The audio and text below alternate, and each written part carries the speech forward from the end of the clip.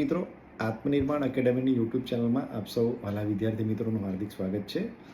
આજે આપણે આવનારી ગુજરાતની તમામ સ્પર્ધાત્મક પરીક્ષાઓ માટે જીસીઆરટીના વિડીયો અપલોડ કરવા જઈ રહ્યા છીએ, જેની અંદર આપણે ધોરણ 6થી લઈ અને 12 સુધીની જીસીઆરટી છે એને આપણે અલગ અલગ વિષયની કમ્પ્લીટ કરવાનો પ્રયત્ન કરીશું. તો જીસીઆરટી બુક જે છે એ ઘણીવાર ઘણા બધા લોકો દ્વારા તમને સજેસ્ટ કરવામાં આવતી હોય છે, પણ તેમ છતાં જનરલી જે 90% એસ્પિરન્ટ છે એ આ બુકને વાંચી નથી શકતા અને જે પ્રાઇવેટ સોર્સિસ અવેલેબલ છે એ સોર્સિસની પાછળ એ લોકો લાગ્યા રહેતા હોય છે. તો આ જે જીસીઆરટીની બુક છે એ વાંચવાનો સૌથી મોટો બેનિફિટ છે. એક તો ગવર્મેન્ટનો સોર્સ છે, તમને 0થી માહિતી મળશે અને એડવાન્સ લેવલ સુધીની ઘણી બધી માહિતી મળશે જે તમને અલગ અલગ પુસ્તકોમાં પબ્લિકેશન્સની બુકમાં તમને જોવા નહીં મળે. અને જનરલી જે ક્વેશ્ચન્સના પ્રશ્નો હોય છે, જે પણ પ્રશ્નો હોય, જેમ કે કોન્સ્ટેબલની એક્ઝામ છે, પીએસઆઈની એક્ઝામ છે, તલાટીની કે કોઈ એક્ઝામ છે, અથવા તો જીપીએસસી સુધીની વાત કરીએ તો જીપીએસસી સુધીના તમામ મોટાભાગના બેઝિક પ્રશ્નો જે છે એ ડાયરેક્ટલી પાઠ્યપુસ્તકોમાંથી પૂછવામાં આવતા હોય છે. અને એટલા માટે આપણે જીસીઆરટી વાંચવી એ એકવાર ખૂબ જ જરૂરી છે. તો આજે આપણે કલ્ચરની જે છે એ જીસીઆરટીને કવર કરવાનો પ્રયત્ન કરીશું. બની શકે થોડો લેક્ચર લાંબો રહેશે, પણ જનરલી આ વિડીયો જોશો તો ચોક્કસથી તમને એ વિડીયો મારફતે તમને ઘણો બધો બેનિફિટ થશે. તો ચલો, સૌથી પહેલાં આપણે સ્ટાર્ટ કરીએ કે ભાઈ, જો આત્મનિર્માણ યુટ્યુબ ચેનલ ઉપર તમે સૌથી પહેલા વાર જો વિડીયોને જોઈ રહ્યા છો તો તમારે અમારી ચેનલને સબસ્ક્રાઈબ કરવાની છે અને નોટિફિકેશન બેલ આઇકનને ઓન કરવાની છે. ત્યારબાદ જો તમે અમારા વોટ્સઅપ ગ્રુપમાં જોઈન થવા માગતા હોય તો જોઈન લખવાનું છે આવી રીતે.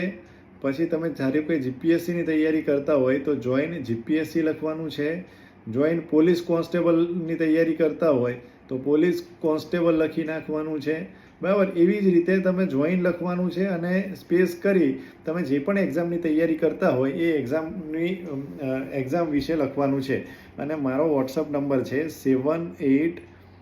7874777705.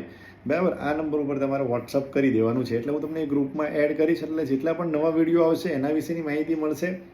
ત્યારબાદ જે પણ પરીક્ષાને લગતો સોર્સિસ હશે, જે પણ મને મહત્ત્વનું લાગી રહ્યું છે એ બાબતોને હું એની અંદર અપડેટ કરવાનો પ્રયત્ન કરીશ.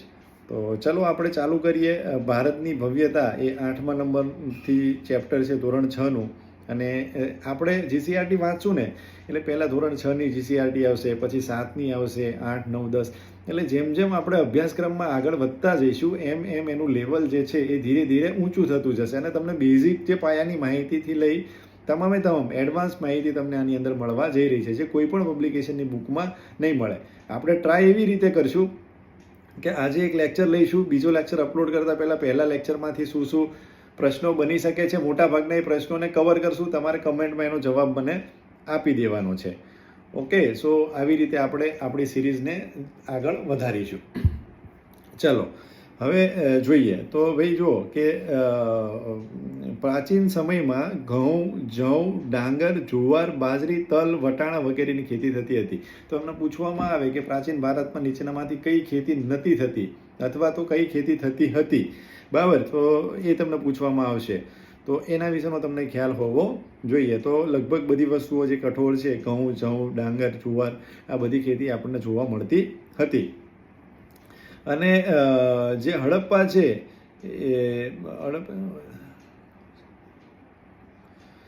હડપ્પા સંસ્કૃતિમાં ખેતના જે ઓજારો છે એના જનરલી કોઈ અવશેષો મળ્યા નથી, પરંતુ હળ આકારનું એક રમકડું મળ્યું છે. એના ઉપરથી અનુમાન માણી શકાય કે ભાઈ ખેતીની અંદર હળનો અથવા તો જે હળના મતલબ ધીરે ધીરે જે ઇક્વિપમેન્ટ્સ છે એ ઇક્વિપમેન્ટ્સ ક્યાંક ને ક્યાંક કેટલાક અંશે એ સમયે એ લોકોએ બનાવેલા હશે.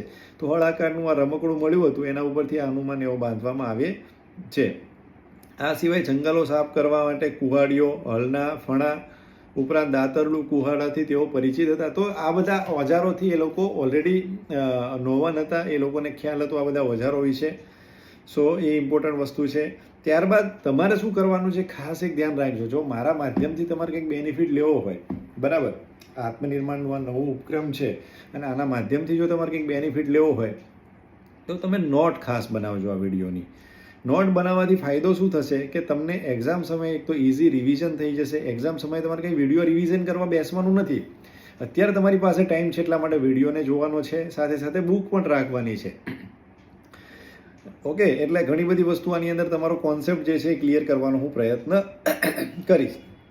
તો ખાસ જ્યારે હું સંસ્કૃતિ તમને ભણાવી રહ્યો છું તો એક ડેડિકેટેડ બુક બનાવી લો સંસ્કૃતિની, જેની અંદર માત્ર સંસ્કૃતિને લગતી માહિતી હશે. આ સિવાય આ બુક પતશે ને એટલે અમે આત્મનિર્માણની પણ એક સંસ્કૃતિની સરસ મજાની બુક બનાવી છે, જેના માધ્યમથી પણ હું તમને ભણાવીશ. એટલે રહી જે જીપીએસસી માટે ખાસ કરીને ઉપયોગી રહેશે. બરાબર. બાકી ક્લાસ 3 સુધીની કોઈ પણ એક્ઝામ, પીએસઆઈ સુધીની કોઈ પણ એક્ઝામ માટે આ જીસીઆરટી એ ઇનફ છે. એ સિવાય બીજા કોઈ સોર્સિસ તમારે કરવાના રહેતા નથી. તો ખૂબ જ મહત્વની વસ્તુ છે. જો સ્ત્રી અને પુરુષો સામાન્ય રીતે 2 વસ્ત્રો પહેરતા હતા પ્રાચીન ભારતમાં. બરાબર. નીચેના ભાગના વસ્ત્રને શું કહેવામાં આવતું? નીવી તરીકે ઓળખાવામાં આવતું, અને ઉપરના ભાગનું વસ્ત્રને વાસ કહેવાતું. ખાસ મોસ્ટ ઇમ્પોર્ટન્ટ વસ્તુ છે, યાદ રાખજો ભાઈ. શરીરની અંદર નીચેના ભાગને ઢાંકવા માટે જે વસ્ત્ર ધારણ કરતા એને નીવી કહેવામાં આવતું, અને ઉપરના ભાગને ઢાંકવા માટે જે વસ્ત્ર પહેરવામાં આવતું એને શું કહેવામાં આવતું?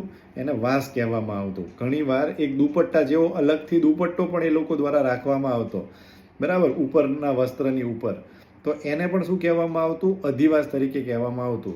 એટલે જો અહીંયા વાસ તો ઓલરેડી છે, તો વાસની અંદર કંઈક અધિકતા દર્શાવે છે, કંઈક વધારેપણાનો ભાવ દર્શાવે છે. એટલા માટે એ શું થઈ જશે? અધિવાસ થઈ જશે. તો એવી રીતે તમે અધિવાસને પણ યાદ રાખી શકો છો. તો આ નીવી, વાસ અને અધિવાસ આ તમારે ખાસ યાદ રાખવાનું છે. ઓલરેડી એક્ઝામ્સમાં પૂછાઈ ગયેલો પ્રશ્ન છે, અને આવી જ રીતે આવા પ્રશ્નો આપણને પૂછવામાં આવતા હોય છે. પછી પ્રાચીન ભારતમાં કળાની અંદર જોઈએ તો જનરલી તમે જ્યારે નોટ બનાવો ને તો નોટની અંદર તમારે આખો સેન્ટેન્સ નથી લખવાનું. બરાબર. અહીં લખી નાખવાનું કળાઓ. બરાબર. આવી રીતે તમારે અહીંયા લખી નાખવાનું છે. કળાઓની અંદર 2 પ્રકારની હતી, જેમ કે લલિત કલા. બરાબર. અને બીજું છે નિદર્શન કલા. તો આવી રીતે જે છે એ તમારે શોર્ટમાં લખી નાખવાનું છે. પછી લલિત કલા એટલે શું? તો લલિત કલાની અંદર જેની અંદર ચિત્ર હોય. બરાબર. ચિત્ર વિશેની વાત કરવામાં આવતી હોય, સાહિત્ય વિશેની વાત કરવામાં આવતી હોય, સ્થાપત્ય વિશેની, સંગીત કલા વિશેની, અથવા તો માટી કલાની જે કલાઓ છે એ બધી કલાઓને કેવી કહેવાય છે? લલિત કલાઓ કહેવાય છે. બીજી છે નિદર્શન કલા, જેને આપણે નિદર્શન કરી શકીએ, જેને આપણે દર્શન કરી શકીએ એવી કળા જે છે એને આપણે નિદર્શન કલા કહીએ છીએ. અને જેની અંદર નૃત્યનો સમાવેશ થાય છે, જેની અંદર નાટકને આપણે નિહાળી શકીએ છીએ, નૃત્યને આપણે નિહાળી શકીએ છીએ, દર્શન કરી શકીએ છીએ. એટલા માટે એને નિદર્શન કલા તરીકે ઓળખવામાં આવે છે. જો જીસીઆરટી વાંચશો એટલે તમારો જીપીએસસી મેન્સની અંદર પણ ખૂબ બેનિફિટ થશે. અમુક વસ્તુઓ એવી તમને એવા સેન્ટેન્સ મળશે જે મતલબ એકદમ તમારા આન્સરની અંદર ઇમ્પેક્ટ ઊભી કરી શકે, તમને 100% બેનિફિટ કરાવી શકે. ઓકે, તો આવી રીતે ધ્યાન રાખવાનું છે. હવે ભારતમાં સાહિત્યનો વારસો એના વિશે જો ચર્ચા કરીએ તો ભારતીય સાહિત્ય ધાર્મિક અને ધર્મેતર અને 3 વિભાગમાં વહેંચવામાં આવે છે. એક તો ધાર્મિક સાહિત્ય, જ્યાં ધર્મને લગતા જે સાહિત્યિક સ્ત્રોતો છે એની વાત કરવામાં આવે છે. આ ધર્મેતર સાહિત્ય એટલે એવું સાહિત્ય કે જેની અંદર ધર્મના પુસ્તકો નથી, અથવા એની અંદર કવિતાઓ હોઈ શકે છે, સાહિત્ય વિશે લગાવેલું કંઈક હોઈ શકે છે. પહેલાંના સમયમાં પ્રશસ્તિઓ લખાતી, તો પ્રશસ્તિઓનો સમાવેશ આની અંદર થઈ શકે છે.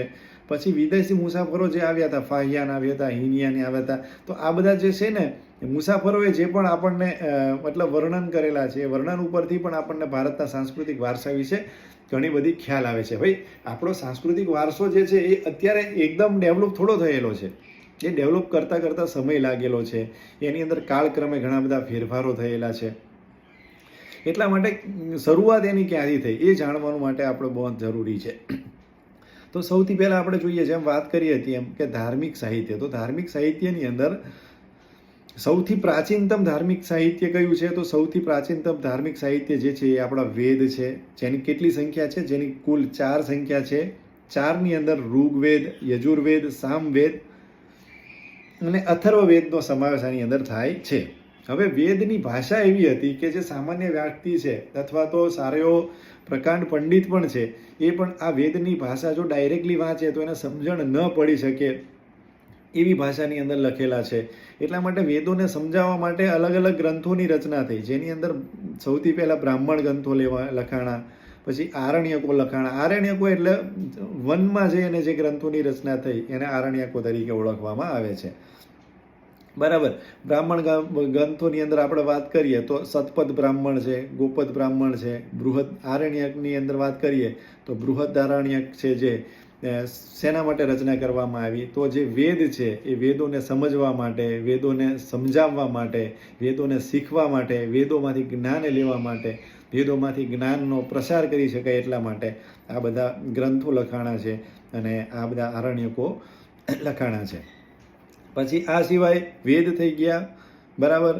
વેદની સાથે સાથે બ્રાહ્મણ ગ્રંથો થઈ ગયા, આરણ્યકો થઈ ગયા. ત્યારબાદ રામાયણ અને મહાભારત આ બંને મહાકાવ્યો લખાણા છે પ્રાચીન ભારતમાં, જે ભારતીય સમાજની, સંસ્કૃતિની અને ધર્મ વિશેનો ત્રિવેણી સંગમ માનવામાં આવે છે. બરાબર. વેદવ્યાસ રચિત મહાભારતમાં પ્રારંભમાં જય સંહિતાથી ઓળખાતું. તો મોસ્ટ ઇમ્પોર્ટન્ટ છે, ધ્યાન રાખજો. મહાભારતને પહેલાં કયા નામથી ઓળખવામાં આવતું હતું? પ્રાચીન વેદવ્યાસ રચિત મહાભારતની રચના કોણે કરી? તો મહાભારતની રચના મહામુનિ વેદવ્યાસે કરેલી છે. બરાબર. તો વેદવ્યાસ મહાભારત જે નામથી પ્રચલિત થયું એ પહેલાં એ કયા નામથી પ્રચલિત હતું? તો જય સંહિતાના નામથી પ્રચલિત હતું. જે વિકસતું જતાં 1,00,000 શ્લોકનું મહાભારત થયું. જય સંહિતામાંથી ધીરે ધીરે એનો વિકાસ થયો અને વિકાસ થઈ અને ધીરે ધીરે એની અંદર શ્લોક જે છે એ એડ થતા ગયા અને ટોટલ 1,00,000 જેટલા શ્લોક એની અંદર થયા અને ત્યારબાદ જે છે એ મહાભારતનું એની અંદરથી નિર્માણ થયેલું છે. તો જનરલી મહાભારતનું નિર્માણ એ વેદવ્યાસ રચિત મહાભારતમાંથી થયેલું છે. એવી જ રીતે વાલ્મીકી રચિત રામાયણમાં ભગવાન શ્રી રામની કથા સાથે આદર્શ સમાજ જીવન અને નૈતિક ધોરણોનું ચિંતન થયેલું છે. ભાઈ, વાલ્મીકીએ જે રામાયણની રચના કરી એમાં ભગવાન પ્રભુ શ્રી રામ પાસેથી આપણે એક આદર્શ સમાજ જીવનની કઈ રીતે રચના કરવામાં આવેલી છે, એ સમયનો સમાજ જીવન કેવો હતો, એમનામાં કેટલી એમનું ચરિત્ર કેવું હતું, ચરિત્રના ધોરણો કેવા હતા, એના વિશેનું વર્ણન કરવામાં આવેલું છે. તો આ બંને વિશેથી આપણને ભારતની સાહિત્ય વિશેની ઘણો બધો ખ્યાલ આવે છે. આ સિવાય 108 જેટલા ઉપનિષદો ભારતીય ચિંતનના મહામલા ગ્રંથો છે. પછી યાદ રાખજો, ખાસ ઇમ્પોર્ટન્ટ છે, કઠ, કેન, પ્રશ્ન, માંડુક્ય, ઈશાવાસ્યમ અને છાંદોગ્ય ઉપનિષદો ભારતમાં તત્વજ્ઞાનના મહાન ગ્રંથો છે. તમને પૂછવામાં આવે કઠ, કેન, માંડુક અને પ્રશ્ન એ શું છે, તો તમને ખ્યાલ જ ના હોય કે આ બધા જે છે એ ઉપનિષદો છે. ટોટલ 108 ઉપનિષદો છે. એમાંથી તત્વજ્ઞાન આધારિત, તત્વજ્ઞાન વિશેની જે માહિતી આપતા મહાન ગ્રંથો છે એ ઓલરેડી આપણે નામ લીધું. કઠ, કેન, પ્રશ્ન, માંડુક અને ઈશાવાસ્યમ, છાંદોગ્ય, આ બધા જે છે એ તત્વજ્ઞાનના છે. આ સિવાય પુરાણો જે છે એ પણ એક સાહિત્યનો સ્ત્રોત છે આપણા, જેની સંખ્યા કેટલી છે? 118 છે. જેમાં સૌથી મહત્વનું આપણે વાત કરીએ તો વિષ્ણુ પુરાણ છે, ગરુડ પુરાણ છે, વાયુ પુરાણ, મત્સ્ય પુરાણ, બરાબર, ભાગવતમ, બધા ગ્રંથો જે છે એ શું છે? આપણા પુરાણો છે. તો એ પણ ક્યાંક ને ક્યાંક આપણી સંસ્કૃતિને સમજવા માટે, સાહિત્યિક વારસાને સમજવા માટે મહામૂલી આપણના સમાજને એક ભેટ છે. બૌદ્ધ અને જૈન ધર્મના ગ્રંથોમાં આ તો હિન્દુ ધર્મના ગ્રંથો થઈ ગયા. આ સિવાય એ સમયે જૈન અને બૌદ્ધ ધર્મ પણ પ્રચલિત હતો. તો એ ગ્રંથોમાંથી આપણને સમાજ જીવન અને ધર્મની માહિતી મળે છે. બૌદ્ધ ધર્મના મૂળ ગ્રંથો ખાસ યાદ રાખજો. બૌદ્ધ ધર્મના મૂળ ગ્રંથો જે છે એને શું તરીકે ઓળખવામાં આવે છે? અને ત્રિપિટક તરીકે ઓળખવામાં આવે છે. બરાબર. તેમાં 3 પિટકો છે. જેની પાછળ પિટક આવેલું હોય એ તમારે સમજી લેવાનું, એક એની સાથે સંકળાયેલું છે, એ બૌદ્ધ ધર્મ સાથે સંકળાયેલું છે. 3 પિટકની અંદર એક સૂત્ર પિટક અથવા તો સૂત પિટક, વિનય પિટક અને અભિધમ પિટક. આ 3 પિટકો જે છે એ બૌદ્ધ ધર્મના મૂળ ગ્રંથને માનવામાં આવે છે. બૌદ્ધ ધર્મના મૂળ ગ્રંથો કયા? તમને ડાયરેક્ટલી એવા પણ પ્રશ્ન પૂછી શકે છે. તમને એક સેન્ટેન્સ પૂછી શકે છે કે વિનય પિટક અને અભિધમ પિટક એ જૈન ધર્મના મૂળ ગ્રંથોમાંનો એક મૂળ ગ્રંથો છે, તો સાચું છે કે ખોટું? એવી રીતે પણ તમને પૂછી શકે છે. એટલે પ્રશ્ન તમને આમાં અલગ અલગ રીતે પૂછી શકે છે, પણ તમને ખ્યાલ હોવો જોઈએ. આ સિવાય જાતક કથાઓ ખાસ નોટ કરી નાખજો. ઓકે, આ બધું બહુ ઇમ્પોર્ટન્ટ છે. એટલી આ જો ધોરણ 6ની અંદરથી આપણને આટલી બધી ઇમ્પોર્ટન્ટ વસ્તુઓ મળતી હોય તો ધીરે ધીરે આપણે આગળ જશું. તમે વિચારો કે કેટલી બધી મહત્ત્વની વસ્તુઓ છે આપણે અત્યાર સુધી વાંચી નથી અને હવે આપણે એને સ્કીપ નથી કરવાની, બરાબર. કારણ કે આપણું અલ્ટિમેટ ટાર્ગેટ એ છે કે ક્યાંક ને ક્યાંક આપણું સિલેક્શન થવું જોઈએ.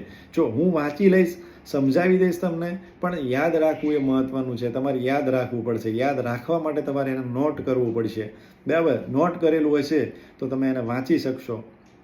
સો વાંચવાનું ખાસ રાખજો મિત્રો.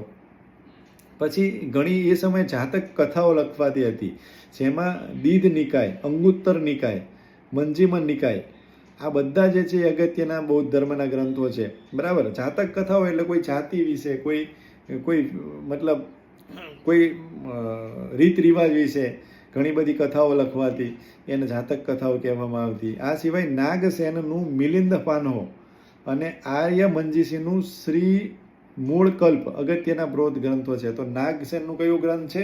મિલિંદ પાનહો અને આર્ય મંજીસીનું શ્રીમૂળ કલ્પ. આ બંને અલગ અલગ જે કહેવાય ને બૌદ્ધ ગ્રંથો છે. તો આ પણ તમારે એક યાદ રાખવાનું છે ખાસ. પછી ધ્યાન રાખજો, મોસ્ટ ઇમ્પોર્ટન્ટ, તિબ્બત ભાષામાં બૌદ્ધ ગ્રંથની કજાર અને તંજર બે સંહિતા પ્રસિદ્ધ છે. બે સંહિતાઓ પણ છે. કઈ સંહિતા છે જે તિબ્બત ભાષામાં લખાયેલી છે? તો એ છે કજાર અને તંજર. લગભગ કોઈ પણ ગુજરાતી બુકમાં તમને આ પ્રશ્ન જોવા નહીં મળે, જે તમને જીસીઆરટીમાંથી જોવા મળી રહ્યો છે. પછી આ ઉપરાંત બૃહદ કથા, હરિવંશ પુરાણ, વાસુદેવ હીડી, સિદ્ધહેન શબ્દાનુશાસન, દયાશ્રય, કીર્તિ કૌમુદી જે છે એ મુખ્ય છે. આ બધા અલગ અલગ ગ્રંથો પણ લખાણા હતા. એકાદ વાર નામ લખેલા હશે ને તો તમને ખ્યાલ હોવો જોઈએ. જો આ જે ટોપિક છે ને એની અંદરથી કન્ફ્યુઝન શું થશે તમને કે ભાઈ કયો ગ્રંથ જે છે એ બૌદ્ધ ધર્મનો છે અને કયો ગ્રંથ જે છે એ જૈન ધર્મનો છે, બરાબર. તો તમારે એ એક તો યાદ રાખવાનું છે. તો પિટક જ્યાં આગળ આવશે એ જે છે એ બૌદ્ધ ધર્મનો છે. જેની પાછળ નિકાય આવશે એ પણ બૌદ્ધ ધર્મ સાથે સંકળાયેલો છે. નાગસેન અને આર્ય મંજીસી આ બંને જે છે એ બૌદ્ધ ધર્મ સાથે સંકળાયેલા છે. તો આ બધી વસ્તુઓ તમારે યાદ રાખવાની છે. જૈન ગ્રંથોને આગમ ગ્રંથો કહેવામાં આવે છે. કોઈ પણ મોટા સેન્ટેન્સમાં તમને પૂછી શકે છે કે જૈન ગ્રંથોને આગમ ગ્રંથો કહેવામાં આવે છે, શું વાત સાચી છે કે ખોટી? તો તમે લખી શકો છો. તમે જીપીએસસી મેઇન્સનો આન્સર લખો છો જૈન ધર્મ વિશે, તો ત્યાં આગળ તમે આ પોઈન્ટને કોટ કરી શકો છો. પછી આગમ ગ્રંથોની સંખ્યા કેટલી છે? તો 12 જેટલી સંખ્યા છે. અને જૈન ધર્મનું પ્રાચીન સાહિત્ય 14 પર્વ અને 12 અંગમાં વહેંચાયેલું હતું. તો જૈન ધર્મનું પ્રાચીન સાહિત્ય જે છે એ 14 પર્વ, જેની પાછળ પર્વ આવતું હોય એ સમજી લેવાનું કે જૈન ધર્મ સાથે છે, અને 12 અંગમાંનું જે છે વહેંચાયેલું હતું. મુખ્ય ગ્રંથોમાં આગમો, આચાર અંગ, વૈતાલિક, દશાવૈતાલિક સૂત્ર, આ બધા જે છે એ જૈન ધર્મ સાથે સંકળાયેલા ગ્રંથો છે. તો આ પણ તમારે યાદ રાખવાનું છે. પછી આપણે વાત કરી હતી કે ધર્મેત્તર સાહિત્ય, તો જેની વિષય વસ્તુ જે ધર્મની બહાર છે, બરાબર, એની વાત આની અંદર કરવામાં આવેલી છે. તો ધર્મની બહાર છે તેવા સાહિત્યિક ગ્રંથો ધર્મ સાહિત્ય તરીકે ઓળખવામાં આવે છે. તેમાં મોટે ભાગે કાવ્યો, નાટકો, પ્રશસ્તિઓ, વ્યાકરણ ગ્રંથો, સ્મૃતિઓનો સમાવેશ આની અંદર કરવામાં આવે છે. આ સ્મૃતિઓ એ ભારતના કાયદા ગ્રંથો છે. જોઈએ જેમ કે મનુસ્મૃતિ છે, યાજ્ઞવલ્ક્ય સ્મૃતિ છે અને નારદ સ્મૃતિ જે છે એ ભારતના કાયદા ગ્રંથો તરીકે પણ આ સ્મૃતિઓને આપણે જાણીએ છીએ. ઓકે, તો આ પણ તમારે યાદ રાખવાનું છે. કૌટિલ્ય દ્વારા અર્થશાસ્ત્ર લખવામાં આવેલું હતું, એ પણ એક કાયદાનો ગ્રંથ છે, બરાબર. અર્થશાસ્ત્ર વાંચે છે એટલે લોકોને એવું લાગશે કે ભાઈ એને અર્થવ્યવસ્થા વિશેની માહિતી હશે, પણ ના, એવું નથી. એ શું છે? એ કાયદાનો ગ્રંથ છે. આ સિવાય મનુસ્મૃતિ છે, યાજ્ઞવલ્ક્ય સ્મૃતિ છે, જે આપણા શું છે? કાયદાના ગ્રંથો છે. દક્ષિણ ભારતમાં એક વિશિષ્ટ સાહિત્ય જેને સંગમ સાહિત્ય કહેવામાં આવે છે. સંગમ સાહિત્યનો ઉદ્ભવ કયા આગળ થયેલો હતો? તો એ દક્ષિણ ભારતમાં થયો હતો. તેની રચના ઈસવીસનની પ્રથમ 3 સદીઓમાં થઈ હતી. તો એની રચના ક્યારે થઈ હતી? તો જ્યારથી ઈસવીસનની શરૂઆત થઈ, બરાબર, તો આજથી તમે કહી શકો કે 2000 વર્ષ કે 2100 વર્ષ પહેલાં જે છે એની શરૂઆત થયેલી છે. અને આવી જ રીતે આજે સંગમ એટલે એક જગ્યાએ ગેટ ટુગેધર કરવાની વાત એમાં કરવામાં આવેલી છે. તો મદુરાઈમાં 3 સંગમ, જેમાં 1600 જેટલા લોકકવિઓ એ વીર કાવ્યોની રચના કરી હતી. તો 1600 જેટલા લોકકવિ એમાં મદુરાઈમાં આવ્યા હતા. હવે સંગમ સાહિત્યમાં કયા કયા સાહિત્ય મુખ્ય છે એના વિશેની ચર્ચા કરીએ તો શિલ્પદિકરમ, મણિમેલખાઈ એ ખૂબ જ અગત્યના છે. એ તમે બંનેના નામ જે છે સંગમ સાહિત્ય સાથે સંકળાયેલા બંને સ્ત્રોત છે, બરાબર, તો એ તમે યાદ રાખજો. સંસ્કૃત ભાષામાં સર્વશ્રેષ્ઠ વ્યાકરણ ગ્રંથ પાણિનીનું અષ્ટાધ્યાયી છે. તો અષ્ટાધ્યાયી એ કઈ ભાષામાં લખેલું છે એમ તમને પૂછી શકે છે. પાણિની દ્વારા કયા ગ્રંથની રચના કરવામાં આવેલી છે, જેમાં સંસ્કૃતનો એક ઉત્કૃષ્ટ ગ્રંથ ગણવામાં આવે છે. તો સંસ્કૃત ભાષામાં સર્વશ્રેષ્ઠ વ્યાકરણ ગ્રંથ પાણિની દ્વારા અષ્ટાધ્યાયી લખવામાં આવેલો છે, જે ઈસવીસન પૂર્વે 5મી સદીમાં રચાયું હતું. તમે વિચારો કે જ્યારથી જે લોકોને કપડાં, વસ્ત્ર શું પહેરવું તે મતલબ કોઈ ટેકનોલોજી ને કોઈ વસ્તુ જ નથી, તે સમયે હમણાં વ્યાકરણ ગ્રંથ લખી નાખ્યો છે. કેવી મહાન સંસ્કૃતિથી આપણે બિલોંગ કરીએ છીએ. ઈસવીસન પૂર્વે 500 સદી એટલે અત્યારે 2000 વર્ષ તો થઈ ગયા, બરાબર. 2024 હાલે છે તો એના 500 વર્ષ એટલે 2500 વર્ષ પહેલાંની વાત છે. એ સમયે લખેલું છે આ અષ્ટાધ્યાયી. પછી અશોકના શિલાલેખમાં પ્રાચીન ભારતમાં ઇતિહાસ, મૌર્ય સામ્રાજ્યના વહીવટતંત્રનો તથા બૌદ્ધ ધર્મના નૈતિક નિયમો વિશેની માહિતી આપે છે. અશોકના શિલાલેખોમાંથી પણ ઘણી બધી માહિતી આપણને મળે છે. તો એ પણ એક આપણો સાહિત્યિક સ્ત્રોત છે એવું આપણે કહી શકીએ છીએ. ગુપ્ત કાળમાં પ્રશસ્તિ કાવ્યો, બરાબર, મેં તમને વાત કરી હતી. ગ્રંથોનો ઘણો વિકાસ થયો. સમુદ્રગુપ્તની પ્રયાગ પ્રશસ્તિ જે પ્રયાગમાં લખાયેલી છે, જેના લેખક હરિશેણ હતા. તો પ્રયાગ પ્રશસ્તિ કોના દ્વારા લખવામાં આવેલી છે? તો પ્રયાગ પ્રશસ્તિ હરિશેણ દ્વારા લખવામાં આવેલી છે. અને કોના વિશે? તો સમુદ્રગુપ્ત જે રાજા હતા એમના વિશે લખવામાં આવેલી છે. તો ઉદયગીરીની ચંદ્રગુપ્ત બીજાની પ્રશસ્તિના લેખક કોણ હતા? વીરસેન હતા. તો વીરસેન દ્વારા કઈ પ્રશસ્તિ લખવામાં આવેલી છે? તો ઉદયગીરીની પહાડોની અંદર જે પ્રશસ્તિ છે એ લખવામાં આવેલી છે. જેમ કોના વિશે લખવામાં આવેલી છે? તો ચંદ્રગુપ્ત દ્વિતીય વિશે. પછી બાણ દ્વારા હર્ષચરિતમ, રાજા હર્ષની પ્રશસ્તિ માટે લખવામાં આવેલી છે, જેની અંદરથી આપણને ઘણા બધા સાહિત્ય અથવા તો તે સમયના સમાજ વિશે, તે સમયની માહિતી આપણને આપે છે. તો આપણો બીજો સ્ત્રોત થઈ ગયો મોટા મોટું. આમાંથી આટલું અત્યારે યાદ રાખો. હા, આમાં યાદ ઘણું બધું રાખવું પડશે. યાદ રાખવા માટે લખવું પડશે અને વારે ઘડીએ વાંચવું પડશે. ઓકે, તો એ તમે ખાસ ધ્યાન રાખજો. બિકોઝ જો મહેનત જીવનમાં એક જ વાર કરવાની છે. એકવાર કરો પણ વ્યવસ્થિત રીતે કરો.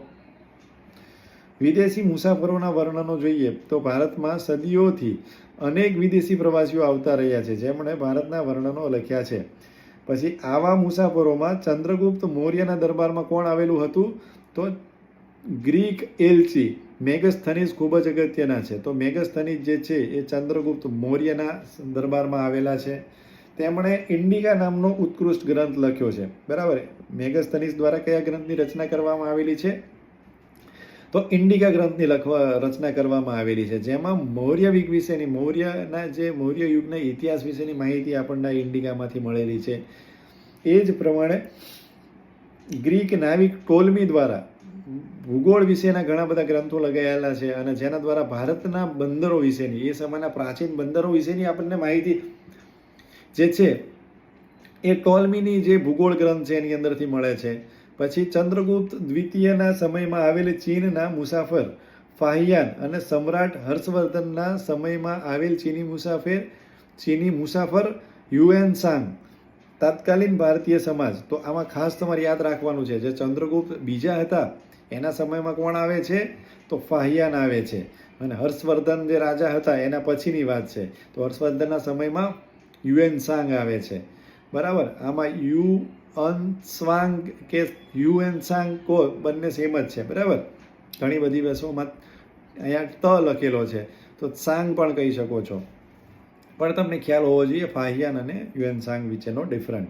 હર્ષવર્ધન તો આવે યુએનસાંગ અને ચંદ્રગુપ્ત બીજા તો આવે ફાહિયાન. આ બંને વસ્તુ તમારે યાદ રાખવાની છે. ચલો ધીરે રહીને આગળ જશું. તો ભારતની અંદર હવે ચિત્રકળાની વાત કરીએ તો ચિત્રકળાની અંદર જેમ આપણે લલિત કલા જોઈ, તો લલિત કલાની અંદર આપણે વાત કરીને કે ભાઈ ચિત્રકલાનો સમાવેશ થાય છે. તો ચિત્ર મનુષ્યના મનોભાવને પ્રગટ કરતું વિશિષ્ટ માધ્યમ છે. સાથે સાથે તે સમયની વાસ્તવિક પરિસ્થિતિઓનું ચિત્રણ કરે છે. મધ્યપ્રદેશના ભીમબેટકામાંથી સૌથી પહેલાં મળેલી આવે છે, જે 5,500 કરતાં પણ વધારે ચિત્રો અહીં મળી આવે છે અને અત્યારે પણ એ એટલા જ જીવંત છે.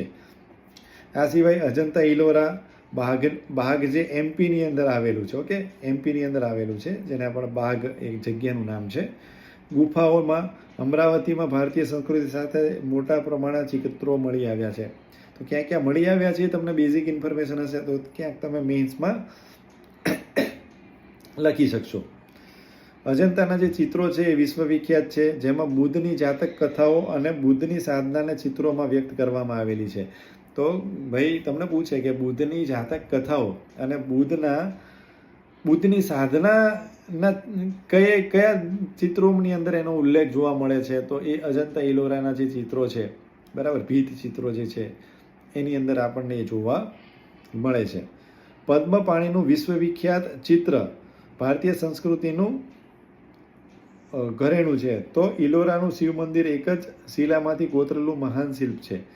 તો એ પણ તમે યાદ રાખી શકો છો કે ભાઈ ઇલોરામાં શિવનું મંદિર જે છે અને કોતરેલું જે શિલ્પ છે, એટલે મૂર્તિ જે છે એ એક સિંગલ પથ્થર હતો અને સિંગલ પથ્થરને કોતરી અને એમાંથી મૂર્તિ બનાવવામાં આવેલી છે. તો એ પણ ધ્યાનમાં રાખજો. બેઝિકલી આમાં પૂછાય એવું કંઈ લાગતું નથી મને, પણ તમારો કોન્સેપ્ટ ક્લિયર હોવો જોઈએ. પછી પ્રાચીન ભારતમાં હવે આગળ વાત કરીએ. પ્રાચીન ભારતમાં શિલ્પ અને સ્થાપત્ય. તો પ્રાચીન હડપ્પા સભ્યતામાં જોવા મળતું નગર આયોજન એ ભારતીય સ્થાપત્યની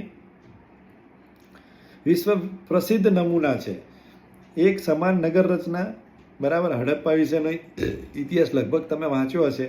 તો એક સમાન નગર રચના, સ્નાનાગાર, અનાજના કોઠાર, ઔદ્યોગિક એકમો અને વરસાદી પાણીના પ્રબંધ સાથે સંકળાયેલા અનેક સ્થાપત્યો એ હડપ્પી સભ્યતા સાથે સંકળાયેલા છે. તો ભારતીય શિલ્પ અને સ્થાપત્યની વાત કરીએ તો ક્યાંક ને ક્યાંક આપણે હડપ્પા સંસ્કૃતિ તરફ આગળ વધવું જોઈએ. હડપ્પા સંસ્કૃતિને જરૂરથી યાદ કરવી જોઈએ. એ સમયની નગર રચના કેવી હતી, જે આપણે ઇતિહાસમાં જોઈશું કેવી હતી એના વિશેની ચર્ચા આપણે ઇતિહાસની જ્યારે જીસીઆરટી વાંચશું ત્યારે એની અંદર આવી જશે. એ મતલબ આ બધું શું છે, પ્રાચીન ઇજનેરી કળાનો ઉત્તમ નમૂનો જે છે એ આપણે ગણી શકીએ. પછી જે શિલ્પકલા વિશે હવે ઇમ્પોર્ટન્ટ ચાલુ થશે. હવે જે શિલ્પકલા વિશે આપણે જાણવાનું છે કે ભાઈ મૂર્તિકલાનો ભારતમાં પૂર્ણપૂર્ણ વિકાસ થયો હતો. ભાઈ મૂર્તિઓ બનાવવાની શરૂઆત એ સૌથી પહેલાં વિશ્વની અંદર ભારતમાં જ થઈ હતી. મૂર્તિકલામાં 2 કલા શૈલી પ્રાચીન ભારતમાં જ પ્રચલિત હતી. જેમ મંદિરોની અલગ અલગ શૈલીઓ મંદિર બનાવવાની મળે છે, તમે વિચારો એવી જ રીતે મૂર્તિઓની પણ અલગ અલગ શૈલી આપણને જોવા મળે છે. જેમાં એક છે ગાંધાર કલા, બરાબર, જે ગ્રીક અને ભારતીય કલા શૈલીનો સંગમ હતો. ક્યાંક ને ક્યાંક ગ્રીક અને ભારતીય સંગમ શૈલીમાંથી એક ઉદ્ભવ થયેલી કલાને આપણે ગાંધાર કલા તરીકે ઓળખીએ છીએ. ઉત્તર પશ્ચિમ, બરાબર, નોર્થ અને વેસ્ટ ભારતમાં અફઘાનિસ્તાનમાંથી આવેલા તક્ષશિલા અને ગાંધારમાં આ કલા શૈલીના અનેક નમૂનાઓ મળ્યા છે. તો તમે જુઓ કે ભાઈ આપણી અલગ અલગ જે ગાંધારની અંદર આપણી જો તક્ષશિલા વિદ્યાપીઠ જે છે એ અફઘાનિસ્તાનમાં આવેલી છે. તો એ તક્ષશિલા વિદ્યાપીઠ વિશે તમને ખ્યાલ હશે. તો ત્યાં આગળ આ કલા શૈલીના આપણને મળે છે. પછી ગાંધારની અંદર આ કલા શૈલીના અમુક જે છે એ નમૂનાઓ આપણને જોવા મળે છે ગાંધાર કલા શૈલીના. એટલા માટે જેને ગાંધાર કલા શૈલી તરીકે ઓળખવામાં આવે છે, બરાબર. પછી તેમાં હવે ગાંધાર કલાની અંદર શું જોવા મળે છે, તો એક તો બુદ્ધની મૂર્તિઓ મોટા પ્રમાણમાં બની હતી. બુદ્ધની વિશાળ પ્રતિમાઓ આ કલા શૈલીમાં બામિયાન અને ચારસડ્ડામાં પણ જોવા મળે છે. તો આ બંને જગ્યા છે, ચારસડ્ડા અને બામિયાન, જ્યાં આગળ ગાંધાર કલાની મૂર્તિઓ બુદ્ધ ભગવાનની આની અંદર જોવા મળે છે. અન્ય કલા શૈલી સંપૂર્ણપણે ભારતીય છે, જેને મથુરા કલા તરીકે પણ ઓળખવામાં આવે છે. જીપીએસસી મેન્સમાં પૂછવામાં આવે કે ભારતના પ્રાચીન સ્થાપત્ય વિશે માહિતી લખો, તો તમને ખ્યાલ હોવો જોઈએ, આ બંને કલા વિશેનું ઇન્ફોર્મેશન તમને હોવું જોઈએ, તો તમે લખી શકશો કંઈક, બરાબર. તમને એમસીક્યુમાં પણ પૂછવામાં આવે છે કે ગાંધાર કલા અને મથુરા કલા એ શું છે, તો એ શિલ્પ કલાના પ્રકાર છે, બરાબર, અલગ અલગ પ્રકાર છે. ગાંધાર કલા શું છે, તો ભાઈ ભારતીય અને ગ્રીક કલા શૈલીનું મિશ્રણ છે. પણ મથુરા કલા છે એ સંપૂર્ણપણે ભારતીય છે. જે બુદ્ધની મૂર્તિઓ મળી હતી એ શેમાં બની હતી? મોટા ભાગે એ ગાંધાર કલામાં બની હતી. તેમાં પણ સૌપ્રથમ બુદ્ધની મૂર્તિઓ બની, ત્યારબાદ મથુરા કલા શૈલીમાં હિન્દુ દેવતાઓની મૂર્તિ બનવા લાગી. તો ખાસ ધ્યાન રાખજો કે જે હિન્દુ દેવી દેવતાઓની મૂર્તિ છે એ કઈ કલા શૈલીમાં મળે છે, કઈ શિલ્પ કલા શૈલીની અંદર? તો મથુરા કલા શૈલીની અંદર.